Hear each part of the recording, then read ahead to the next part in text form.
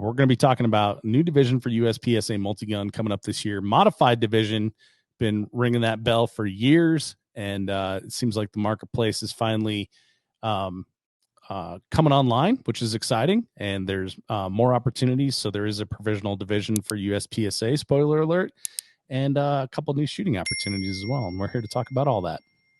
Yeah, absolutely. I think like when we first get into the shooting sports, it seems like these organizations are just like big like rock pillars of, if you want something changed, too bad. So it's kind of cool to see a project like this get pushed across the finish line, and we finally are in a place to influence a change. We finally know the people who can put it in place, and just watching it all come together has been a very rewarding experience. Yeah, there's I guess kind of to paint a picture, right? So USPSA has put out a provisional division for modified division. Modified is kind of the drum been banging for a couple years now with the 3-gun show, which is like we need I initially proposed is like an update for TAC Ops, and a lot of different rules there stirred a ton of feathers. And then of course in true, like, I guess, libertarian fashion or in capitalist fashion, the suggestion was made like, hey, let's create a whole new division and then just let the marketplace decide what the marketplace wants. And so that is where modified division came from. Modified division is kind of like a step between TAC Ops and open, has like pretty much TAC Ops rifle, but you can have a bipod on it as well. It has a slide ride dot on your pistol, also allows like 2011 style pistols, which is really exciting. And then for shotgun, still tube style shotgun, 12 rounds, load that baby up from the get-go, which I love. So we're no longer downloading that. And then you can have an electronic sight on there too, so you can have a red dot on the shotgun. So that is that's pretty exciting, man. It's pretty cool to put something out there in, I guess, in the sphere and like let people play with it and stuff like that. And then, you get, again, a lot of people that we know working behind the scenes to make stuff happen. And then, just everybody's tugging in the same direction, it seems like, and market is responding. Yeah, absolutely. I mean, it's been the work of a lot of people over. I mean, in today's age, we think things just take 10 minutes, but people have been working on this for years. Yeah. Taking your idea, massaging it a little bit, starting to float it in the direction of organizations like USPSA. USPSA is fluid, but like Mike Whiteside says about Texas, like the gears of change turn slowly. They turn, but they turn slowly, so going through that process to get it all done and everything. It's been a long road, and I feel like I'm kind of pushed forward to talk about it a lot, but Travis called me a fullback today. I'm really the fullback of the thing. So like a lot of other people got it to the 10-yard line, and I was kind of just there for the final 10 yards to get it done. And really that came from a phone call with Mark Stevens. Just one day he was like, hey, would you consider doing this for Kirkwald? And yeah, sure. And so there was a group of like 3 of us that were, 3 matches that were going to do it. And then, when you kind of set the example, you kind of create the atmosphere for it, and then some people try it, and then they start talking about it, and then it starts to spread to other organizations and matches. It's been kind of wild to watch it catch fire. So yeah, and I think it's pretty cool that one of the big complaints that we've had for like a long time, ever since I started the show, and then the 5 years that I shot before then, is that matches can't get on the same page with gear stuff, right? So you'd have like for example, Rocky Mountain 3-gun didn't allow coupled magazines and TAC Ops. Just an example off the top of my head. Yep. but there's other like small little things that were kind of the same way, right? But this one, it seems like people from the outset of starting this, it seems like most people are getting on the same page with the rule, like a consolidated rule set, whether they are like a USPSA specific match or if it's an outlaw match. For example, last week or the week before, we saw Texas Three Gun now offering modified division Yep. for 2023, which is that's a huge thing because Aaron's been on the show before. We've talked about divisions and specifically in this context here. And Texas Three Gun sells out every time. They don't need to try new things. So for them to see the value in it and to want to push it and support it, like that's a huge deal. Yeah, I mean, I would argue that Texas Three Gun Championship is the biggest match of the year. And so, and especially when that episode specifically was such a kind of a turning point for getting, it was very much the inciting incident, I think, of what was the beginning of the end of getting this done. And Aaron being on there and seeming open-minded to it, and then kind of not, we went a whole nother season without them recognizing the division. To see them come online with it now has been a big relief. I mean, I signed up for the match in open, anticipating them not allowing it. But yeah, I think the buzz that we're seeing right now was spurred by a survey that went out by Memorial Three Gun that got everybody talking. And within 24 hours, I mean, we had Aaron contacted us for what are the specifics of this division, and they kind of finalized announcing it into their match. And then also Jeremy Moore with the Vortex Shootout, he also sent out a survey to his people, and the Vortex Shootout is opening up to similar type things in their match as well. So to now it went from kind of like which matches are doing this, there's kind of one or two, to we were just talking today, like, name me a match that's not doing it right now. A major match that you can't shoot a slide ride pistol in right now, in outside of open. And I don't know that there's very many, because Superstition's been doing it for years. I think they call it stealth. Mm-hmm. The Zoo City boys have been doing it. They call it Carry Optics. We've been doing it up in the upper Midwest, calling it modified. And so, and then at the end of the day, I don't think any of the rule sets are very far apart. So I think it's getting easier and easier for us to kind of come together on some consensus as to what the rules are. Obviously, I've become involved in USPSA. I think that's a good hub for all this stuff. Yeah, I think Dave, you remember when we first started in the sport, like, the rules were very different match to match. And while there are still differences match to match, in the outlaw status of it, realistically, the differences are like 10%. There's not a lot of major differences between unless you get to heavy matches. Yeah. Well, yeah. Well, I remember when I started shooting, it was like 2011, right? So that was Three Gun Nation was a thing. I'm not sure that they had their matches then. I'm honestly not sure if that was the thing at the time. But that was the thing. They weren't a series yet. Right. Okay. Yeah. So they didn't have their series. They didn't have a rule set. Then let's see. There was we pretty much had all the Western matches, but UML was not a thing. What was the other one that we just? Oh, PCSL. PCSL wasn't a thing. Even let's see. Gosh, why am I drawing a blank? Oh, Tactical Games. They've got Tac 2 Gun now. That wasn't a thing. So if you wanted a rule set, you kind of had to go USPSA and, right? USPSA multi-gun and that was the one common thing. It was like rifle has this, and this, and it was basically like copied and pasted out of the USPSA rule book with the modifiers for whatever match it was. Same thing with shotgun. And then pistol, it always said USPSA limited pistol.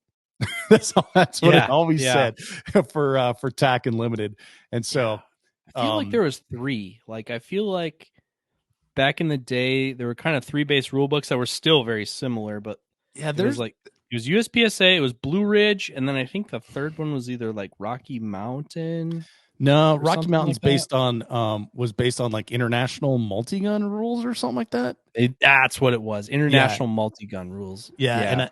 What's crazy though is like how whatever, it doesn't matter. But Anywho. Speaking of Blue Ridge, like their last match last year, 2022, they had a carry optics division as well. So like the Yeah, look future at is them go. dotted for sure, right? Well, like on the commercial side, um, you know, you can no pistol is hitting the market now that's not optics ready. Yeah. And it pains me to say it, but like I mean, we're probably heading pretty close to a day where like you might have to order the iron sights extra. Like Oh, that'd look that's weird. that's the direction that it's going. But vast majority of pistols being sold now are optics ready. If for no other reason on the commercial side, because you can sell a pistol that's optics ready to someone who wants irons, but you can't sell a pistol that's not optics ready to somebody who wants an optics ready pistol. Yeah. So the retailers are ordering them optics ready, even if they have the option, they're ordering them optics ready. So that is the direction they're going. Now, obviously, I represent an optics company, so we're invested in that that movement. But like the sales numbers and the participation numbers of what people are shooting are overwhelmingly moving in that direction. And professionally, I'm involved in the law enforcement side. Overwhelmingly moving in that direction. So it only made sense to make more places for more contemporary equipment to play in our sport. Otherwise we're going to go the way of service rifle and ICOR. Yeah. Yeah. Yeah. I mean, it does make sense. And we've talked like at length of the reasons on the show. And I think now the market has proven what we proposed basically on the show, and what a lot of the people have been pushing again behind the scenes. And so I want to pull up real quick this is the USPSA Appendix D6, and I believe this is the provisional thing. So you'll kind of see here, like pistol does say yes, limited pistol rules with slide mounted dot. And then once we get to shotgun, you've got traditional tube shotgun with maximum length of 52 inches. Max magazine length on the pistol is 141 or 171 if it's single stack, which would be silly. And then let's see, compensators. Oh, barrel porting, which is kind of interesting. Barrel porting is allowed on the shotgun. So that's a first, I think we're seeing, of tube fed outside of open. But big picture wise, if you look at this, like we're looking at modified division rules that are congruent with IPSC. So now you can shoot modified division in multi-gun, take that same shotgun and compete on the world stage in IPSC if that's something that you're interested in. And then down here, non-magnifying or iron sights, you can have electronic sights, an optional. Let's see. Yeah. So optional on the pistol must be attached directly to slide between rear slide and ejection port. May not be mounted to frame, which makes total sense. Keeps it away from open. So that's kind of the gist of the, I guess, the breakdown of the rules. And you can find that on USPSA's website. You're looking for Appendix D6 there. Yep. So. And a couple of things that like kind of to square the conversation, like where did the name come from? Well, the name is based off the shotgun, actually, because modified shotgun is an international IPSC thing. Mm-hmm. So if we were looking for essentially how do we make a contemporary division inside of the sport that we currently have, and so a modified shotgun is a good place to start, because also to add a division, we're kind of looking for, you've talked about this a lot on the show, we're looking for division separation. Mm-hmm. So this needs to be different than TAC optics, but also different than open in an appreciable way. And then also, we have the problem in the US of like a lot of our sport doesn't have a direct pathway to international IPSC. We're in the qualifying year for a shotgun world shoot. And IPSC shotgun is not an active sport in our area, but USPSA does have slots to the World Shoot, and we do have people that want to go. So starting to normalize some of our divisions on those international divisions made some sense. And that was kind of the focal point for some of the people who thought about this division. How do we integrate some of the ideas that we talked about, on the show? Was it 2 years ago now? Mm-hmm. 2 years ago now. How do we bring this in? Well, how about we call it modified division, and we integrate some of the stuff that we've been talking about? Yeah, August of 21 is when I did the episode by myself. That was the 300th episode of the show. Did that one by myself so I could catch all the flack. And then, yeah, we've just been talking about it ever since August 2021.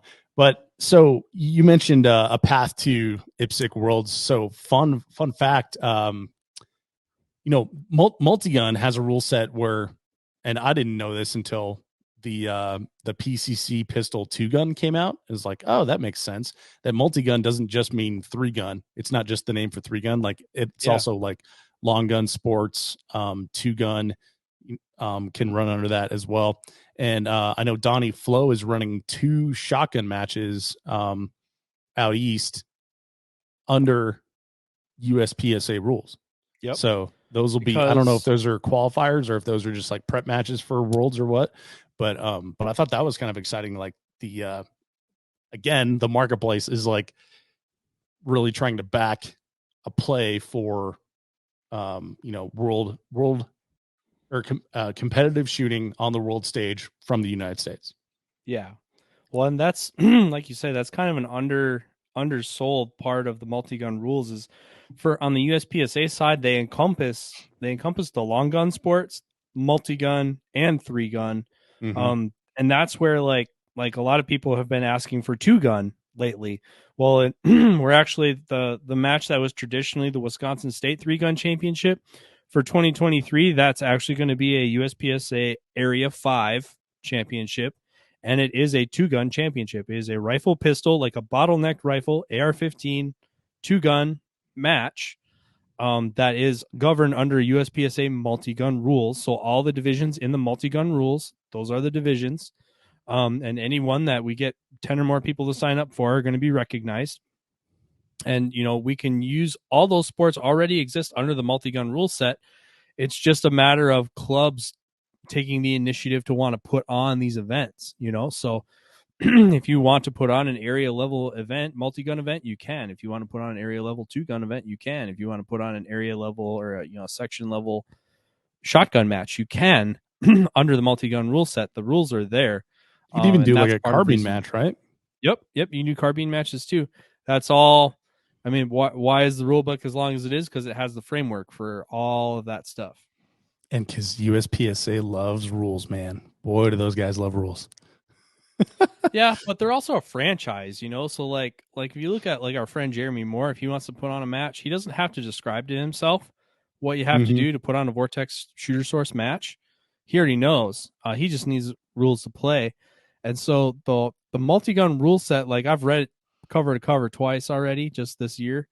And just the multi-gun part? Just the multi-gun part. And the reason what's in there, it's essentially the framework of if a new range started up today and they're like, we want to do USPSA multi-gun, like the Bible, they could hand it to them and here's what you do.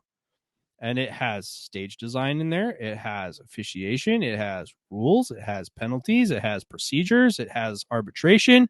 It has divisions. It has all that spelled out. As a competitor, really all you got to know is section 8, 9, and 10, depending on how ornery you are. Well, that's what I'm saying is like USPSA competitors love to be ornery. And yeah, I think it's like that. It appeals to me from my observation. It appeals a lot to engineering type minds, and those people freaking love rules too. Like I worked in aerospace for 8 years, and you're constantly reading specifications that refer to other specifications that refer to other specifications, etc. So like, yeah, you're absolutely right. Like to build something like you, especially if you're not there, like you do need all the information to build it. Like that totally does make sense. I guess like on like a higher level, they need like a section 8, 9, and 10, just kind of like a how-to manual, something brief. Because for me, like when I first started shooting USPSA matches with some friends, like again, we're talking like 2012 years, a long time ago. Mhm. My my like I guess mentor in the game was like, oh yeah, you got to read the rule book. You need to know all the rules and make sure that you're No, following you them. don't. And then I I go and like order the rule book because at that time you could get them, and like holy crap, it was overwhelming. It's like Yeah. I guess I'll stick to 3-gun where like a guy just explains everything to you and then you Yeah. just go shoot. Yeah. You started reading it and they lost you before you got out of section 1. Yeah. Yeah. Oh, 100%.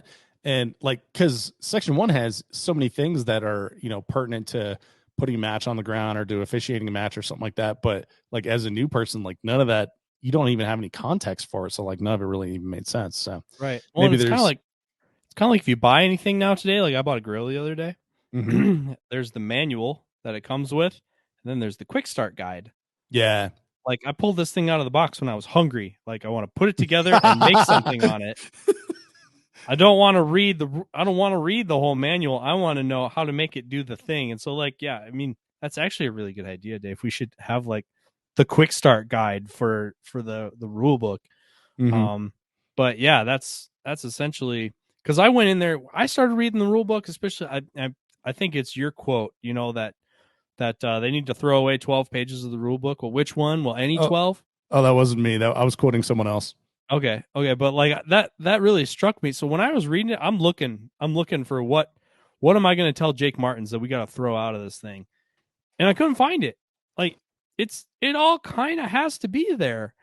And now like the parts that I would change or I would go around, I know it's going to run into resistance because of USPSA trying to keep a consistent product, so like how do we govern a cold range? You can't just say don't do dumb stuff.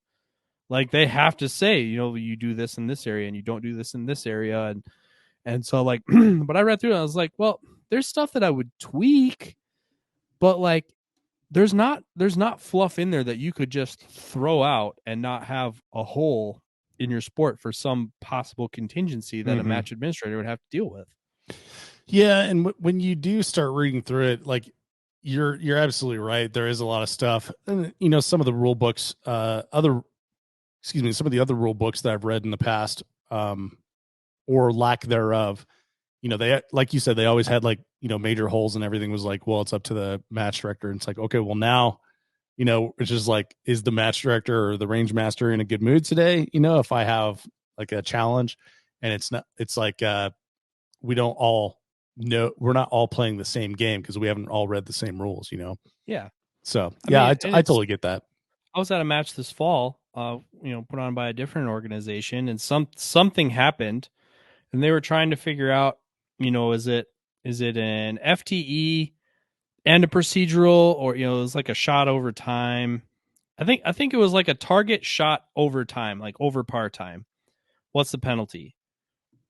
And then, but they didn't specifically say. They didn't specifically say last Yeah. shot fired and blah blah. So it's like, oh well, it's a this and it's a that, and there's like 3 or 4 ways that were legitimately getting discussed as what the penalty this dude was going to get. And I was like, what's the rule book say? And then they're like, well, we don't have a rule for this. USPSA doesn't really have that problem because the rule set's a lot more mature. Like there's a very set sequence of if then statements that'll get you to the penalty, or at least to a binary solution. Yeah. Whereas sometimes on these looser rule sets, you're kind of at the mercy of the guy putting it on and who he made range master. Mm-hmm. Yeah. So we kind of got off track there. We started talking about USPSA multi-gun nationals, modified division allowed there, and then we got into 2-gun. So let's table 2-gun real quick. Yeah, I want to get back to talking about 2-gun because I think the Wisconsin 3-gun championship that we were talking about beforehand is interesting. So I'm going to make a note on that. But let's get back to multi-gun nationals. So yes, this year, USPSA multi-gun nationals is in Forest Lake, Minnesota. Yep. Birthplace of modified division. I don't know, but we'll claim it. but so you're match director. Yep. And one of the complaints in the past about USPSA multi-gun nationals specifically is that USPSA pistol staff was running it, and they're not well versed in the I guess culture of multi-gun, right? Multi-gun, Correct. 3-gun, whatever. Yep. One of the positives I will say is that Jeff Kirkwald Memorial 2022, Jake Martin's marketing dude at USPSA showed up to shoot that match, and to everybody's surprise, nobody shot him, and nobody else shot anyone else. And 3-gunners have this undeserved reputation, or maybe deserved in the past, of being incredibly unsafe. And I think having Jake there and seeing the environment and how people interact and what we actually do as 3-gunners from an outside perspective in a match that's not USPSA, I think was at least a good start. And then that turned into Forest Lake being the venue for multi-gun nationals. So that's pretty exciting. Well, yeah, and so I guess I kind of want this out there too. Like, so they can't. He came up, he audited our event, and in the middle of the match, this was Saturday night. He basically hit me point blank and said, "We really like the way you guys run matches, and we would really like you to run multi-gun nationals for next year. But if you don't, there won't be a multi-gun nationals next year. And if there's not a multi-gun nationals next year, there probably never will be again." Why would there never be one again? Is it just because the organization would move away from it? Okay, I got it. So they're already half cocked on like 3-gun. There's not enough interest in 3-gun, and so they're basically saying, we like the way you guys do it, and you're the list that we're interested in having do it next year. And the reason I bring that up is for your RO's comment. My reply to them was, well, it's not me that does this. It's a community that does this. And so if you're going to do it, if you want me to do it, you have to let me do it my way. And that means, to some extent, and that has to mean that you let me use a lot of the people that I'm used to using. Yeah. Yeah. Sure. No problem. I think well, so it's like everything, right? Have you ever watched Joe Rogan when he had Elon Musk on? He's like, Elon, you have Tesla and you're launching rockets. Like, how do you do this? It's like, Joe, thousands of friggin' people work for this guy. Yeah. Like, it's not like he's doing it just by himself. And I think a lot of times we do that in everything, right? So for example, Jeremy Moore is the, face of the Vortex shootout, but other people help him do it. Yeah. You are the match director of Jeff Kirkwald Memorial. But I've been helping with it for years, and I've seen all the same faces every single year come back and help. So there's a massive amount of staff that are unsung heroes that are helping put on Jeff Kirkwald Memorial, that will be helping put on USPSA. And hey, by the way, this happens at every match around the country. So it's not a one person show at all. No. So the fact that you can bring that already well-oiled machine of the people that help out with Jeff Kirkwald, who also help out with like Hawkeye Ignite stuff and things like that to USP and Multi-Gun Nationals is pretty exciting, because it's like you're taking a bunch of 3-gunners who know how to put together a good match and create a good experience, and then putting them in Multi-Gun Nats. Yeah, I haven't designed a Kirkwald stage in easily 3 years. That's all other people. And so before I said, I talked to Kevin Harrington, who's a big part of making that stuff happen there now. Yep. Like, I'll do this, but I'm not doing it without you. Are you on board? Yep. It's like, do you think we have enough people to support this? Yes. Do you think we have enough people who are certified or would be certified by NROI to be range masters or range officers? Yes, but it's a challenge.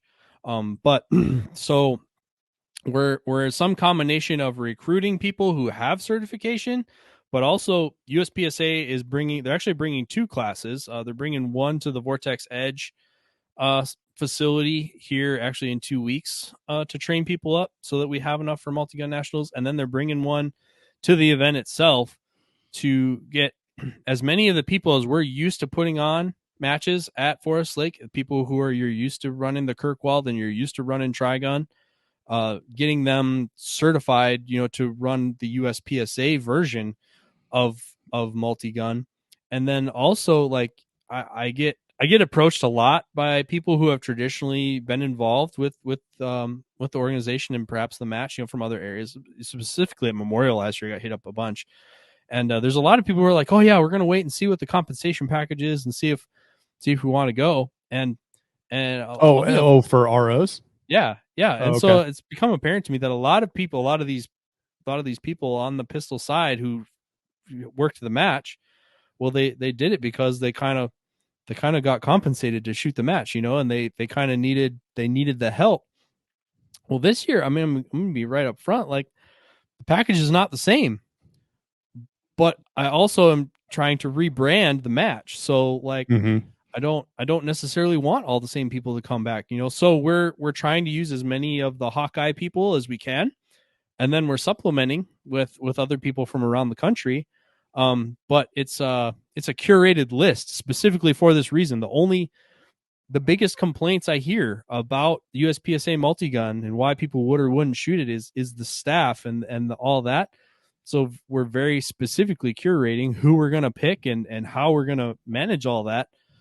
Because I very specifically didn't want them to just put my name on their thing and then do the same thing that they always did. Now, there's some things I can't get around, like Rangemaster. There's a process to be a USPSA Rangemaster. It takes 5 years. And 5 years? Yes. So Troy McManus is going to be the Rangemaster. What does that pay? Just nothing. Well, then how are you going to get someone to dedicate 5 years to that? All right. So therein lies the problem. Goodness. So Troy McManus is the Rangemaster. People may feel a certain way about that. They might not. But what a lot of people don't realize is that in that big rule book that they complain about, there's an arbitration process above Rangemaster. Well, guess who the arbitration committee is going to be? Well, guess why they won't let me be the Rangemaster? Because the match director appoints an arbitration committee that would have to be independent of a Rangemaster decision. Well, I can tell you right now, the arbitration committee is going to be Aaron Hayes, Jomar Villamore, and maybe Max Leograndes. Match directors from the traditional outlaw matches are going to be the people you're making your case to.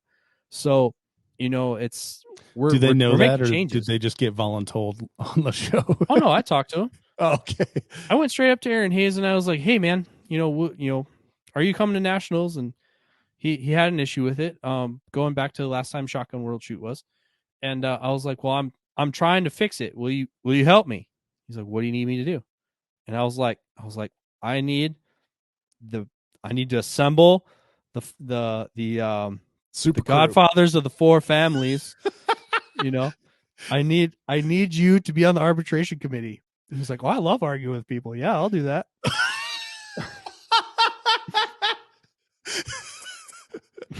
That's awesome. So he's like, "I can still shoot the match." I was like, "Yeah, you can shoot the match." Oh, that's crazy. Yeah. So, this, like, I've never shot USPSA multi-gun Nats, and it's for that exact reason. Like, every time, I've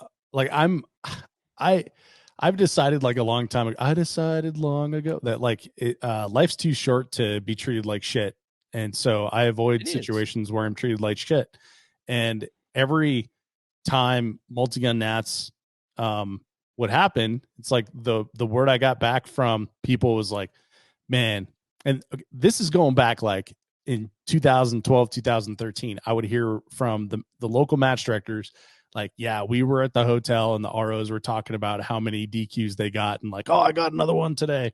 And then even, when it was in Florida, you hear, guys getting DQ'd for taking their holster and belt and gun off inside of a trailer, and people just like lying in wait.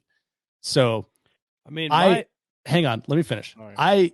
I specifically avoided because of those reasons. Now, I did go shoot 2-gun Nats, or not 2-gun Nats. Was it called 2-gun Nats? I think it was. It was. That was lame. It's right here. Yep. 2-gun Nationals.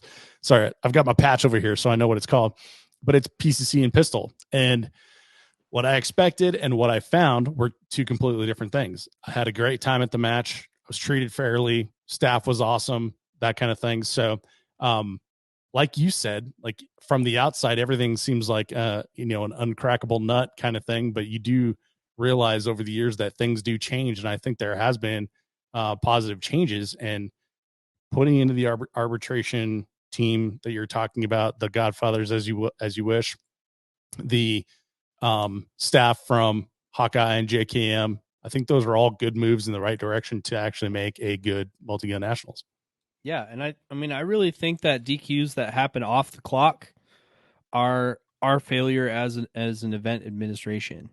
Yeah. So we're direct instructions from the meeting will be like, hey, you are trying to keep people in the match. Now, the rules are there and they're going to be enforced, but like we're also, there's enforcing the rules, and then there's setting people up for success to behave within the rules. So, for example, in Colorado defense law, there's self-defense, and then there's a thing called lying in wait, right? So like if you discover someone committing a crime and you're, in fear for your life, this is not legal advice. You can act with a firearm. But if you're sitting there waiting with a shotgun in your lap for someone to come along, and you have like your door in your truck open and a stack of 20s on the seat, that is lying in wait. And I think there are instances in the past where it's definitely been like that with some, higher ups in the range staff of USPSA matches. I watched a very good friend of mine who everyone in the community would know get DQ'd for the safety table fault line thing when that first came out at a section match. I'm not familiar with that. Can you explain that? So USPSA came out, and at one time they essentially, because they would have a safety table up against a berm, but when are you at the safety table and when are you not? Mm-hmm. Well, somebody thought that now they needed fault lines around there so that you would know this is the area. And so 1 foot over the line, you're straddling the line. He unholstered his pistol for lunch and put it in a was bagging his pistol. 1 foot over the line at the safety table, DQ. That's stupid. That's stupid that somebody called him on that. I get it, but I don't. And that's the kind of stuff that people are worried about. People are paying a few $100s to attend a match that they spent probably a couple, at least $1,000. If they came from out of state, they spend $1,000 at least to shoot to get DQ'd for that. That to me is unacceptable. Yeah. The other fun one was the looking through your optic thing. Yeah, right? That's like dumb too. They don't want you looking through your pistol optic, right? Because you have to draw your pistol. But like, I was at a USPSA club match, and I was shooting the Tavor X95 9mm in PCC. Yep. And as I'm standing waiting, I just did this and looked at it to make sure the dot was on. It's probably better on YouTube than on the podcast. But basically, I was holding the firearm straight up and down, muzzle pointed to the air, and I just lifted it above my head. I looked up and looked through the dot, and then I put it back down. And I got barked at for looking through my dot. And I was like, so what did I do that was unsafe? And like the guy just dropped it right there. He's like, all right, buddy. Yeah. So like the staging area thing is in the rule books. That's probably what I get asked about more than anything. The staging area thing is in the rule books. Yes, we have to enforce it. But there's also how you administer it, right?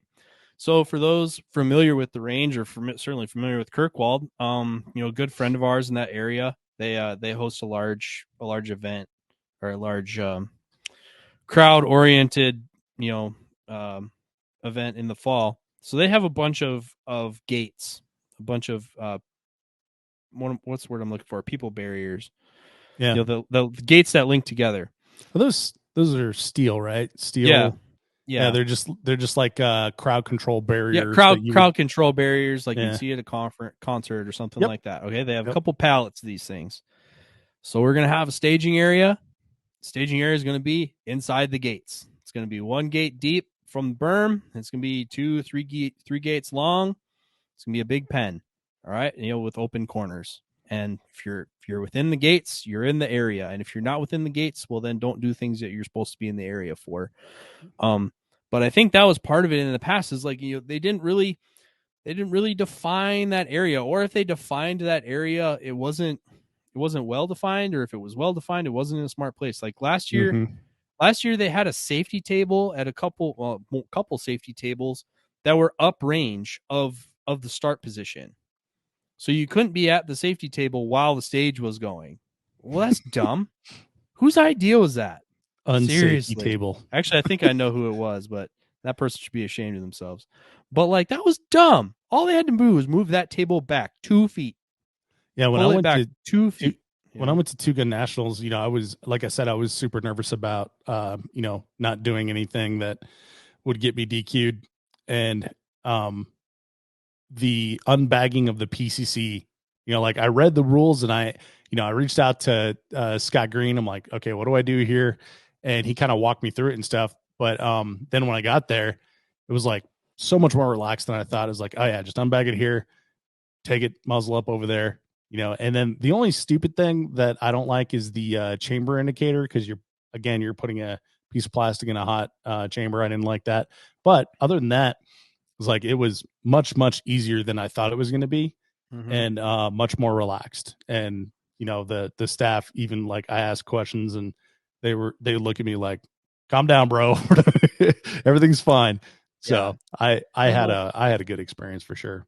And the sport came from a martial place where they would knife hand yell at you. But I was talking about this with some other people who are taking over the reins on another event that everyone would know. But like, basically kind of have arrived at this, like the current generation of people that are participating in the sport. Well, they're mostly private civilians. So there's that. But also, like in 2022, nobody signed up for your beatdown. Yeah. Like nobody came here to get yelled at. Nobody came here to, so like when like stage design, well, it'd be fun to make people blah, blah, blah. And they, outline something that would suck. It's like nobody traveled across the country to get yelled at and be subjected to your beatdown. They wanted to shoot. They wanted live action. They wanted live action, dynamic shooting is what they wanted in a controlled environment and be scored against their peers. That's what they wanted. And that's what I think the sport should be delivering in 2023. So, yeah, strongly agree. Well, okay, so then what can we expect from Multi-Gun Nationals if folks want to go?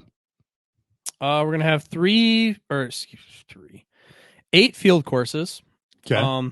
So the meeting of the minds has already happened. All the stages have been drawn already. That's one interesting thing about USPSA is that stages happen like a long time out rather than just kind of dragging shit onto the. They have to be approved by NROI 6 months in advance. So they're actually very, very much due. So we have eight field courses of the fodder that people would typically expect of the Kirkwalder Tri-Gun at Forest Lake. Tangfo Timmy's actually doing a massive pistol stage, and we may or may not have you stick a sticker on a barrel. We haven't decided if Troy's going to see the humor in that or not. I was pretty excited to hear that. He's got like a pretty good personality. I imagine he makes a good stage. Which, funny story, they're like, yeah, Timmy wants to do a stage, and they're like, oh yeah. And he's like, yeah, he wants to know if he has to stick to the 32 round limit. I'm like, no, that's not in the multi-gun rules. It's like, oh, sweet. He was all excited. He got to design this massive pistol stage, bigger than any pistol stage he's ever done before. And he sends me a picture. It's got 36 rounds on it. And I was like, it's like all that for 3 more targets, buddy. He was like, what you wanted more? Yeah, more. You think we need more? I think we need more. I think we need more. I was like, put 4 more targets like right here. So we're gonna have a massive pistol stage. Obviously some multi-gun stages.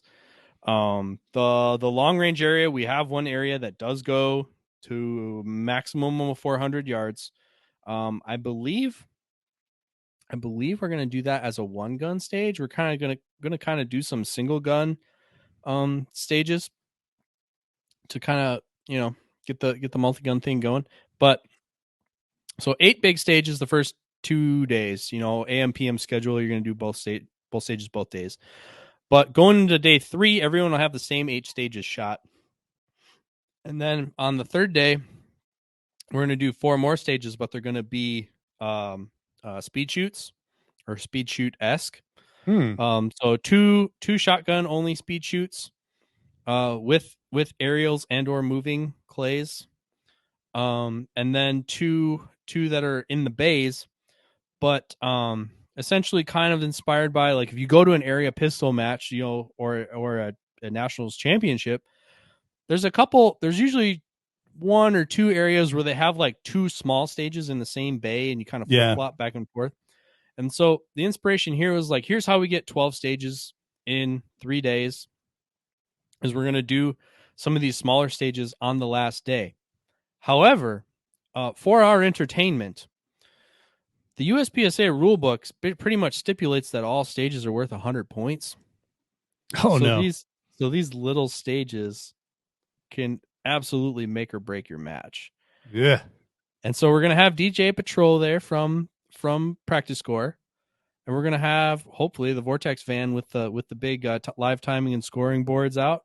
Nice. And we're going to watch the match be decided on the last day. We're all going to be in the same area. You can pretty much watch it all go down. That's pretty exciting. You got to zero or hero it to be crowned the multi-gun nationals champion. Huh. I like that. Good times.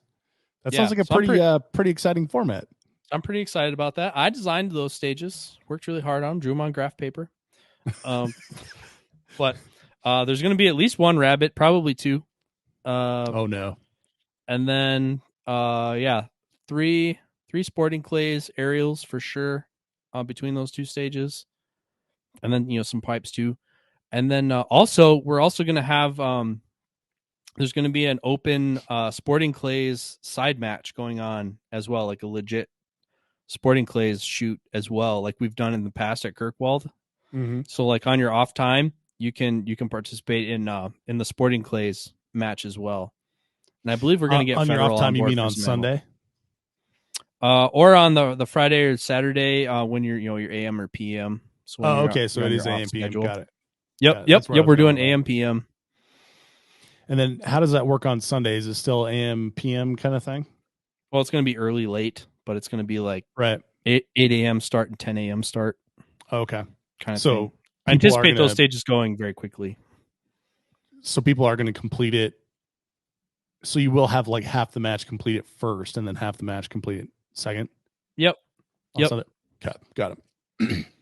And then we also have a contingency for if weather gets really bad, then that's never happened. But I was there at the Marble Falls match when 3 Gun Nation had to throw out half the match. So if that were to happen, like we have some flexibility around what we do to finish the match. Is it an octagon? Yes. Just duke it out. Yep. I love it. Well, cool. All right, Amax. Last thing before we wrap up here, you mentioned 2 gun. Oh, actually, let's pause and rewind. Is the match open? Can we sign up for multi-gun nationals now? Yes, registration is actually open right now. When is it? It is July. The main match is July 21st to the 23rd. Okay. So it is a 3-day match. Yep, it's a 3-day match, July 21st to the 23rd. The staff shoot is the 2 days prior. Yeah, registration is open right now. I believe the match fee is $295. Mm-hmm. And what else? You do have to be a current USPSA member. It's their championship, so you got to join their organization. But yeah, we got lots of good stuff in store for everybody. So head on over to Practice Score, get signed up, and hopefully we'll see you in July. Sweet. I would say book accommodations early.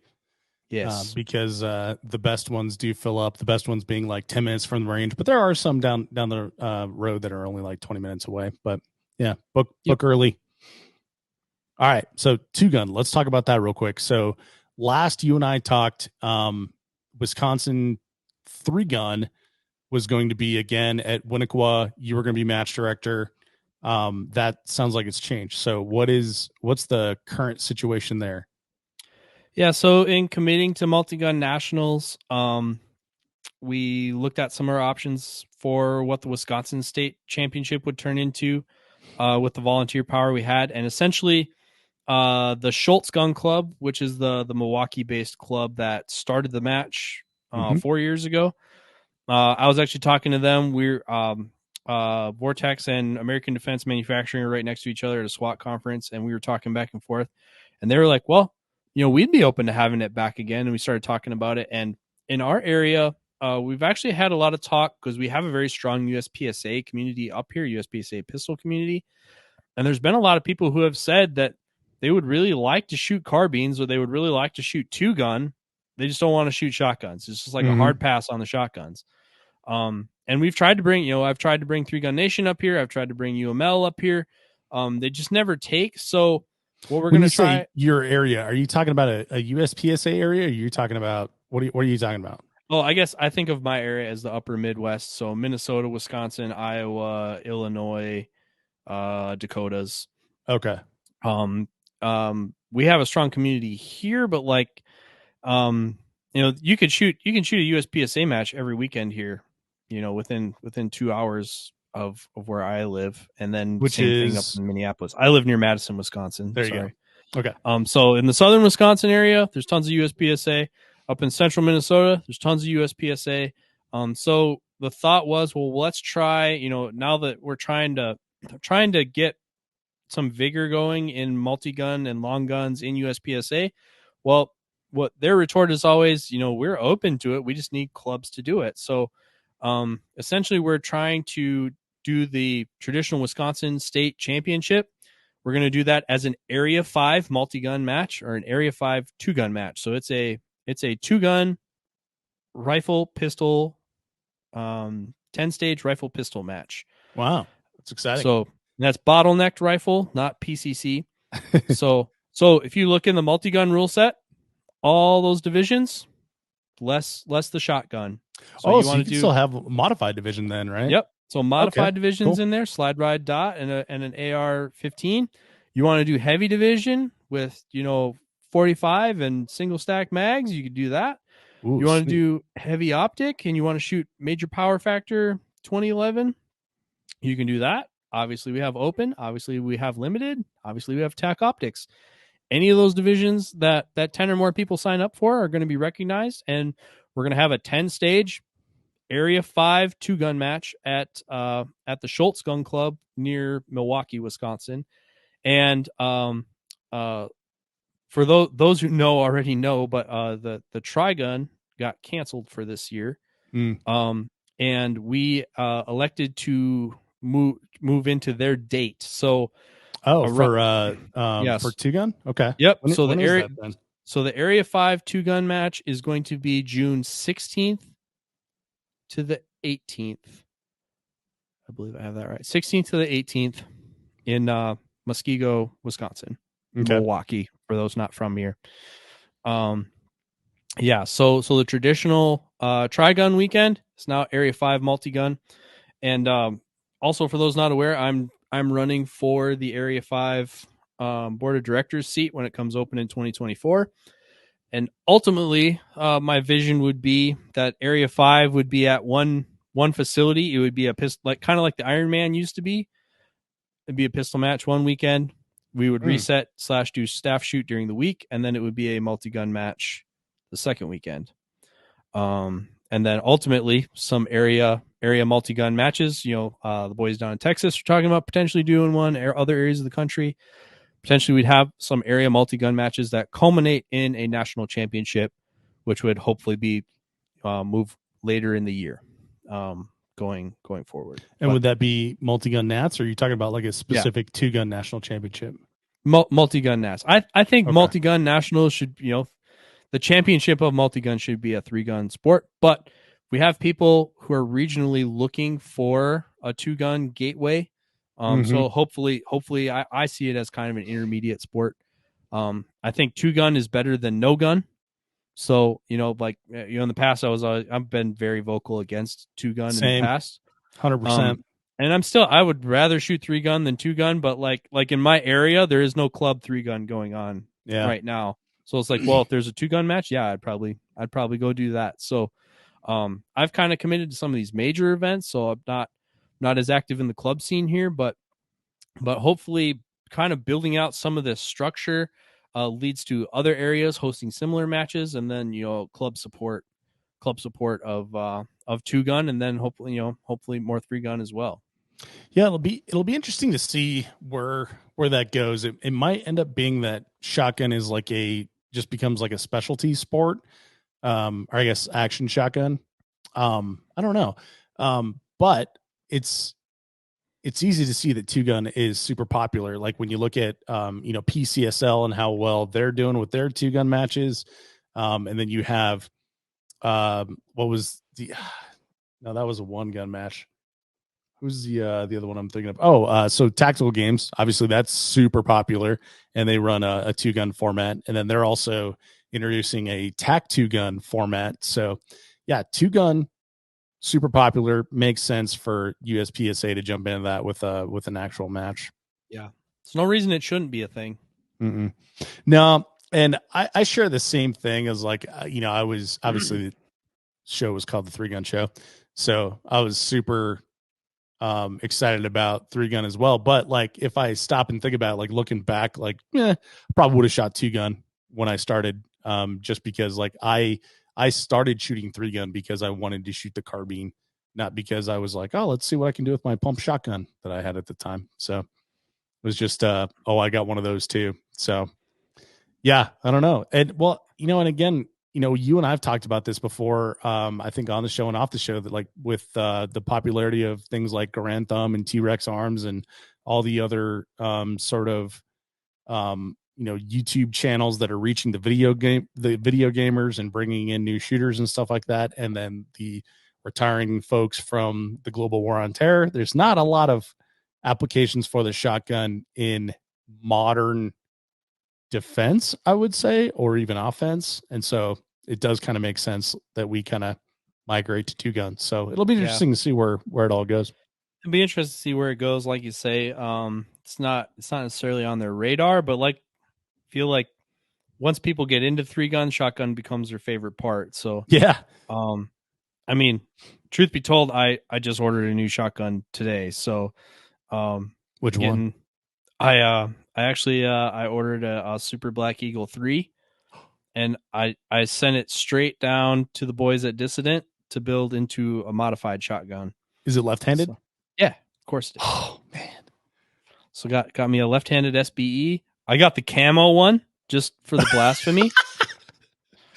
And so, they're going to have them. I'm like, dude, we're doing modified. Build me a modified shotgun. I don't want to cut into the gun that I have. I'm just kind of sentimental like that. And so, I mean, there's nothing wrong with the M2. I've been shooting the same one for years and years.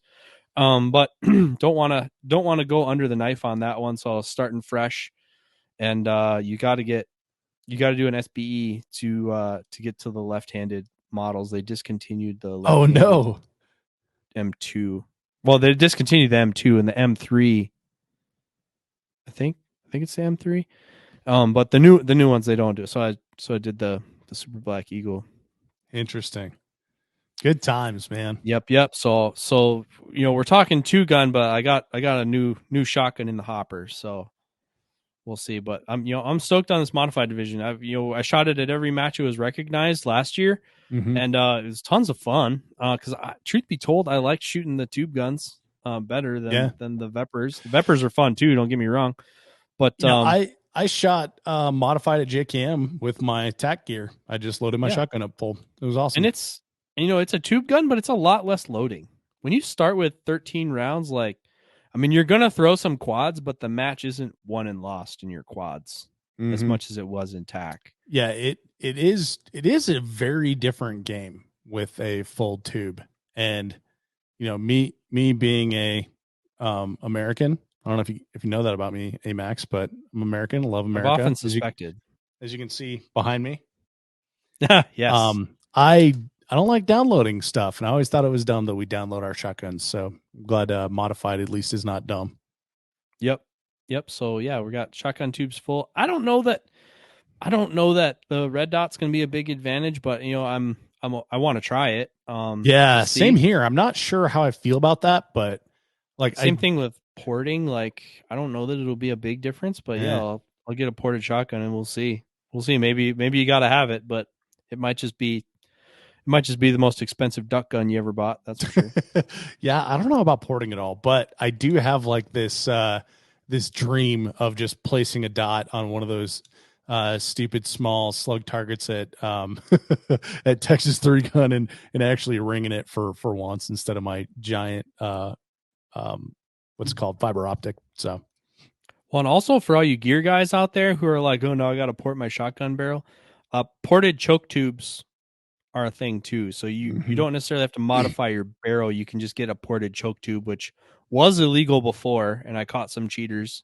Well, they weren't actually cheaters because they didn't know they were doing it, but ported choke tubes were illegal before, but they're very much a thing, and you just screw it in the end, and you don't have to actually modify your barrel to get the advantage of a ported barrel. yeah, my buddy Bill got bumped to open way back in the day for a ported choke tube on his FN SLP. Yeah. Classic Bill. Yep. We had a guy show up with that Mossberg Flanagan. What was Flanagan's? Yeah, Flanagan.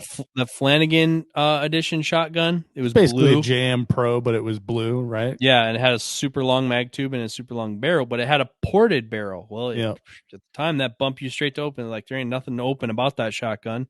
Nope. But so that was kind of that in between area that we're looking to kind of touch with modified. And then on the rifle side, like, I mean, no, you can't use a tripod and you can't use all the bags and the stuff that's open is open still. But sometimes it's just nice to have a bipod. Sometimes like, you know what? This would just be a little bit more fun with a bipod. So that's your option.